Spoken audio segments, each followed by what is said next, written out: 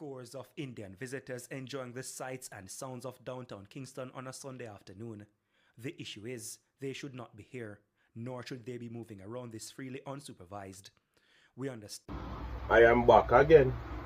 The question more asks, who really run Jamaica?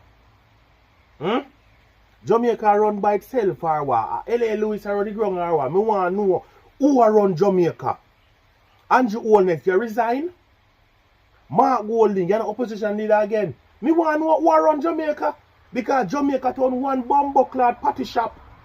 The other day me fly out and when me reach which part me reach over next country, the amount of system me have to go through before me can come out of the airport. They have to check all kind of documents before me come out of the airport. And if me come out of that airport without them checking my documents and they hold on for me, I go to jailhouse me gone. So how comes a flight with almost 300